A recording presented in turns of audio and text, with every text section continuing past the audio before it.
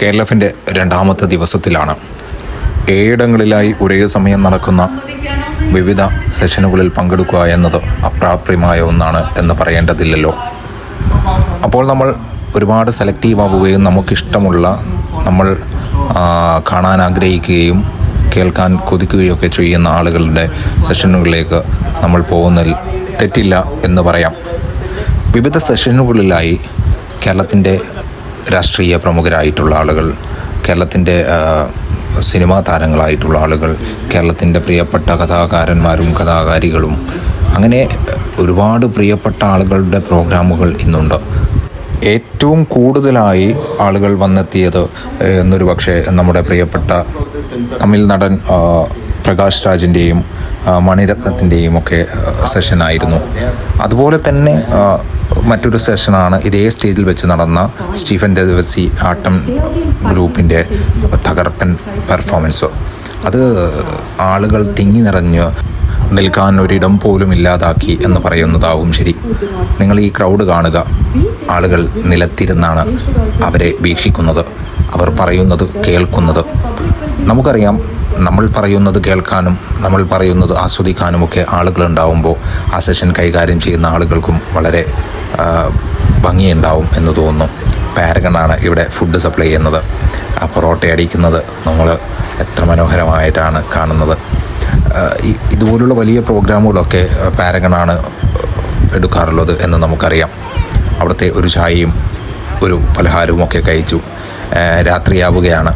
അന്ന് ഒരുപാട് പ്രോഗ്രാമുകൾ നടക്കുന്നു. അതിനിടക്ക് ആളുകളുടെ ശ്രദ്ധ പിടിച്ചുകൊണ്ട് ഒരാൾ ഒരു കുതിരപ്പുറത്ത് കയറി വരുന്നത് പോലെ നിൽക്കുകയാണ്.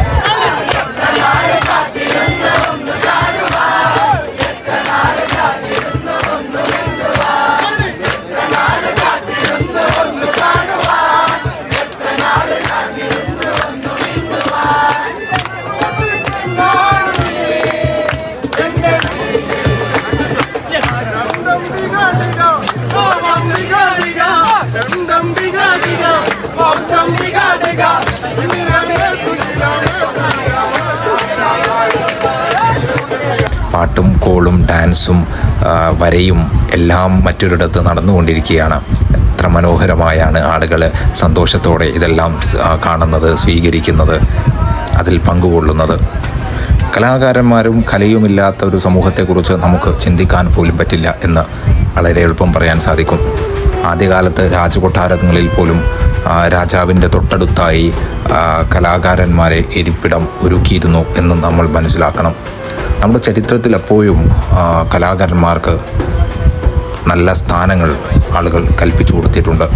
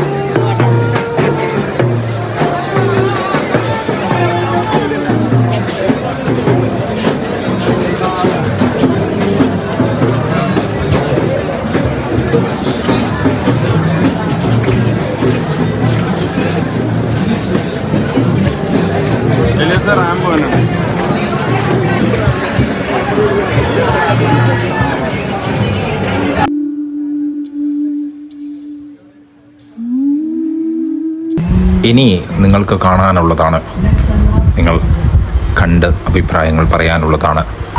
രാത്രിയാവുകയാണ്. അവസാനത്തെ പ്രോഗ്രാം നടക്കുന്നത് നമ്മുടെ സ്റ്റീഫൻ ദേവസിയുടെ ആട്ടവും ചേർന്നുകൊണ്ട് അതിമനോഹരമായ ഒരു പ്രോഗ്രാമാണ്.